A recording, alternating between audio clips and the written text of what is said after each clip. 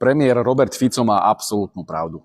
Zelenský je síce skorumpovaný gauner, hrdloreza mafián, ale keby nemal posvetenie od Bruselu, tak by si v živote nedovolil vydierať Slovensko a Maďarsko a nikdy by nezastavil ropovod Družba. On je len zbabelý krpec a toto celé svinstvo proti Slovensku neupiekol on sám, ale Brusel. Dnešný list komisie je toho jasným dôkazom. Ani slovkom sa nezmienili o tom, že Slovensko má problémy s naftou kvôli Zelenskému.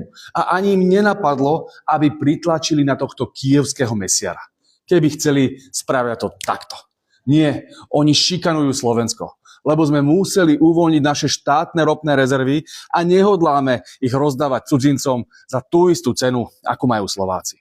Namiesto toho, aby sa nás Brusel zastal, tak sem posiela Lejnová nenávisné listy. Povedzme to už na rovinu. Toto celé je jedna veľká hra. Ide o doslova vojenskú operáciu Bruselu proti Maďarsku. A Slovensko je tzv. Collateral damage. Ide o maďarské voľby a zmyslom je poraziť Orbána.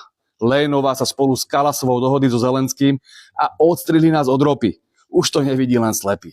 Lenže narazila kosa na kameň. Myslím, že Robertovi Ficovi práve pretekla posledná kvapka trpezlivosti tak so Zelenským, ako aj s Lajnovou. Na Ukrajinu sa nalialo niekoľko miliard cez pomoc migrantom a toto je ukrajinská vďaka. Slovenské deti nemajú miesto v škôlkach a školách a ukrajinská vláda sa nám odvďačuje tým, že nám zastavila ropu.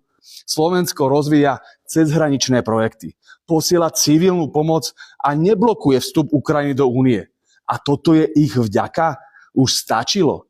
Akákoľvek pomoc Ukrajine by mala byť okamžite zastavená.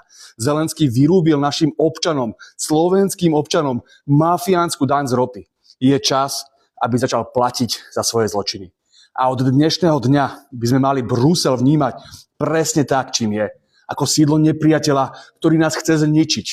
Lejnová s Kalasovou nenávidia Slovensko. Je najvyšší čas prestať sa s nimi maznať. A my tu v Európskom parlamente sa s nimi rozhodne maznať nebudeme.